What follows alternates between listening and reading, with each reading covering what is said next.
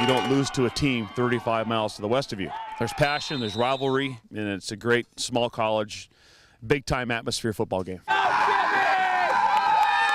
want to make sure you circle that date and make sure you're ready to go. And the neat thing about the game is it seems like there's always some goofy thing that happens in the game that decides it. The winner of the rivalry doesn't go home empty-handed either.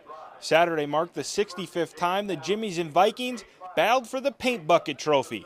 To play for something that sounds as simplistic as it is, but to mean so much to two different universities this close to each other, it's got a lot of significance to it, and there's a lot of historical significance with it. How exciting it was to grab the paint bucket. That's something you dream about many days, many years before, and then you get that opportunity to do it. How a paint bucket has so much meaning, and the emotions that ride with that of just being able to have it or not have it. So, and that's carried on to even these guys that are playing now.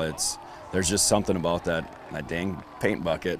The thought of playing for a paint bucket may be a little odd, but this bucket has had many memories poured into it as the longest standing college football rivalry in North Dakota.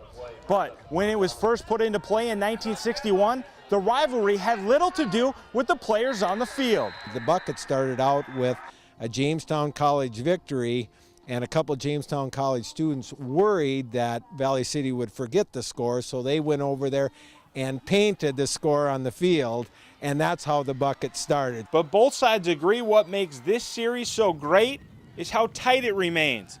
The Vikings hold just a slight 7-game edge over the Jimmies, winning 58 times.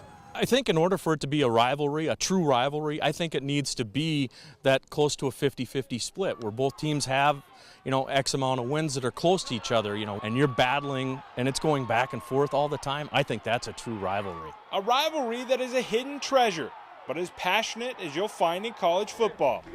Taking you beyond the game, I'm Eric Manlove.